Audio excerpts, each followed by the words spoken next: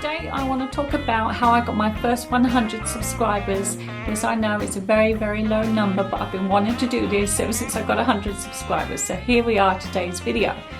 So I'm actually sitting on 103 subscribers, so I hope I don't lose any after today's video. So I want to let you know how I got to this point. Okay, so if you're a very, very small YouTuber like I am, there is hope at the end of it. So even just to get to 100 is quite a milestone. So if you can imagine like 100 people in a room, all the audiences are all voting for your channel, like they all want to know about you or your content. So 100 people in a room is pretty good, but you start getting thousands and thousands. I mean, that's beyond my capacity of thinking, but 100 is pretty good. So, and also I've got 500 hours watch time. Now, to actually start getting monetization, you need 1,000 subscribers and 4,000 hours watch time. And this has taken me 9 months to get to, just 9 months so far, because it's just the beginning of December. So it's taken me quite a while. It'll probably take me forever. So like I said, I've got a long way to go, but hang in there because it's all good fun. So I just want to talk about really my journey of it, really, so you can just learn from me. I guarantee that I know that I've looked at loads of YouTube channels all about how to gain your first subscribers and how to do everything that you can to learn to grow on YouTube. So anyway, this is just a little tutorial from me. So I just need to have a quick read and let you know what I'm talking about. So first of all, I analyze my analytics daily. Like, I like to see, once I put a video out, I like to see how it improves in the first, say, 24 hours, if it ranks number 1 out of 10, or number 2 or 3 or 4.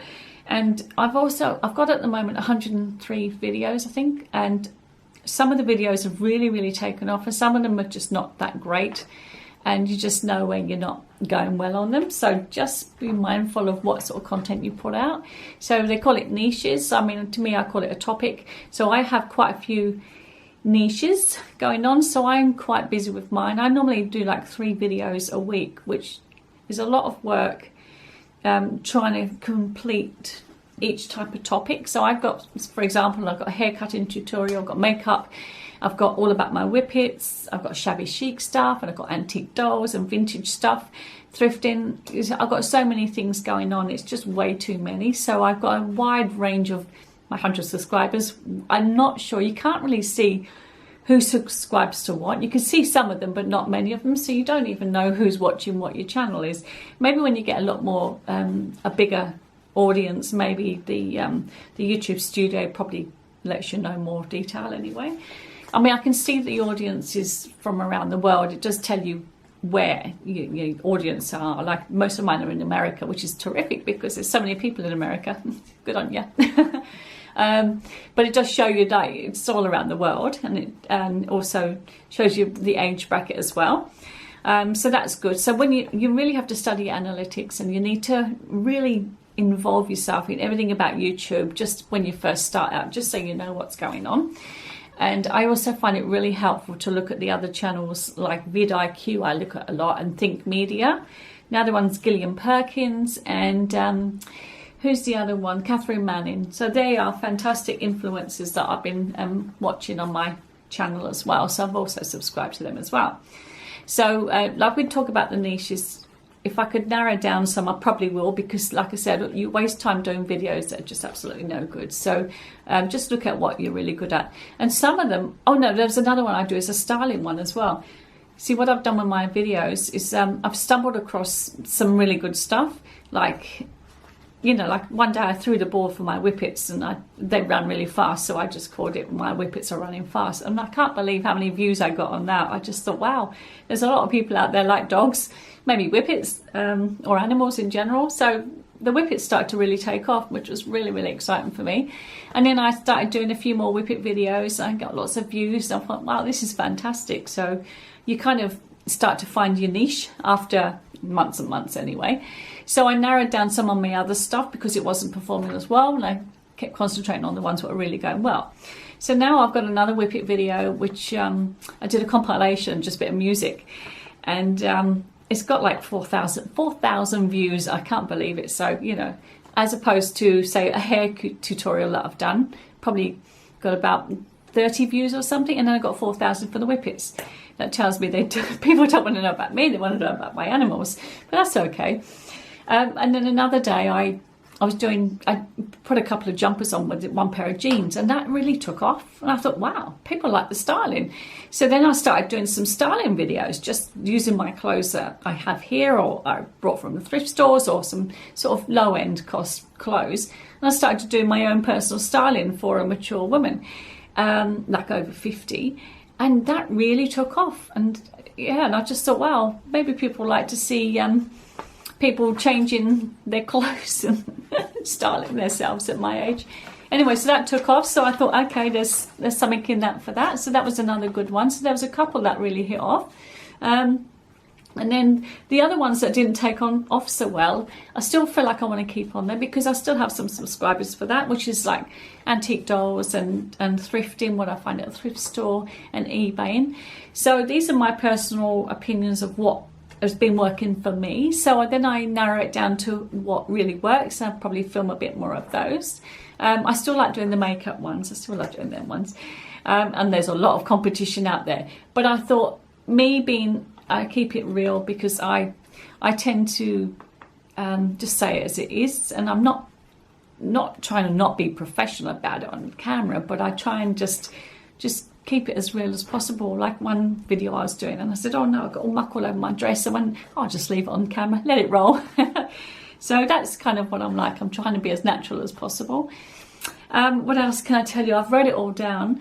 So I do like the 3 videos a week, depending, like if I'm not working in that, and I try and mix it up with, like I said, a bit of thrifting, a bit of makeup, a bit of dogs, and so on and so on. I'm still trying to find my place in YouTube, so that's where I'm at with those. I do try and create really good thumbnails, really striking thumbnails. Most of the time I take a picture I do the timer and I take a picture on my camera. Other times when I've done the upload, what I do is I see what the little video clip is picked up from YouTube, and I think, oh, that looks good, because they've picked up that scene. You know, there was one when I was doing a makeup one, and I did the makeup, I did the look, you know, that look like that, and then it caught me doing my eyes. I went, oh, that's not bad, I'll keep that one on. So the thumbnails really stand out and make a difference when people are looking at that. So that's another good thing to know. Just make sure your thumbnails. Sorry, I'm looking down now. Another thing I do is I do have a lot of favorites, or like a lot of subscribers, but not, I mean, hang on, start again.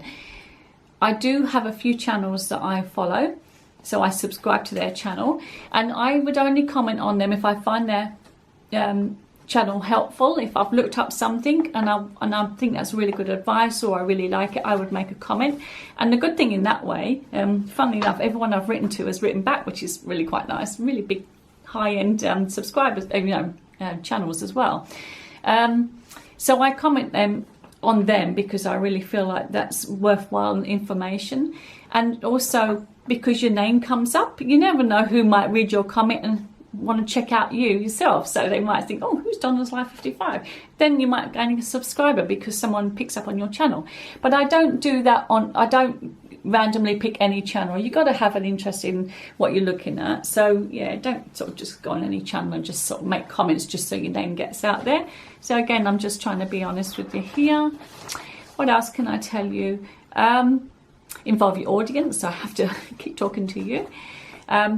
And try to come across as real, which is what I'm writing. Now, camera. Now, the camera I'm using is a Canon G5X. That's the one you're looking at the moment. And I've got a really good ring light, which is an 18-inch Neewer, N-E-E-W-E-R. This is the ring light I'm using. But I don't have a microphone at the moment, so I need to get one. And what else? A little bit of background as well. You can do some really good background theme as well.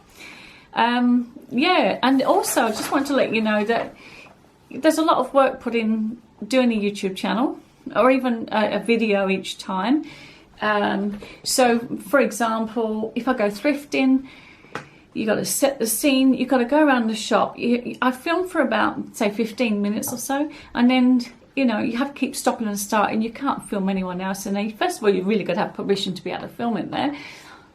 So I just check with them first, and then you've got to get over that embarrassment of walking about with a camera. So you know, then you have to source out the items and buy them. You know, so it's still going to cost money as well if you like them. For me, I do a little bit of eBay reselling as well. So when I'm thrifting, it's because I'm eBay selling too. So I have to buy the things first, and my camera's going to run out in a minute. Also when I'm doing the makeup ones as well, you've got to buy the makeup in the first place. So you've got to go out and buy that, try it out, and then do the video about it for a review. I mean, because I'm not getting sponsored or anything, you buy all your own stuff. So I do it, but I buy it because I want to use it. So that's another good thing. I'm going to have to just change this battery. I'll be back in a minute. Okay, so I'm back again. See, keeping it real. The battery ran out, so I had to recharge it. So where was I? Talking about the setup, setting up the scene. Okay, so it's lovely us all watching videos, but you know, to set it all up is really hard. When I first started doing YouTube, the dogs kept barking in the background. They were there, and I couldn't do the editing properly. I couldn't get rid of the barking.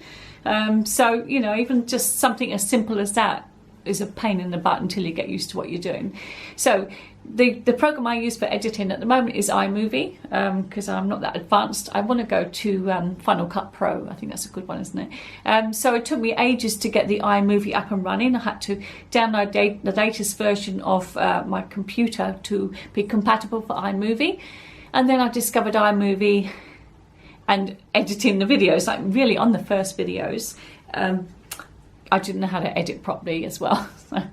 Anyway, so I'm working around that one. So iMovie is my go-to program at the moment. Now I've got to say, I'm having trouble with the audio on it. So with the music, there's some really, really nice bits of music that I've picked as well. But you'll probably hear a lot of the same music on some of my other videos, because every time I try and download something, it doesn't always work. So again, there's a lot of repeat of the same sort of music. So I do apologise for that if you do keep watching my channels anyway, like especially with the dog videos. There's one bit of music I absolutely love, and it's on one of the dog videos. I've forgotten what it's called now, but it's just Tennessee something it's called. It's on the YouTube studio, Tennessee something. It's a fantastic bit of music. Anyway, that's just random waffling on now.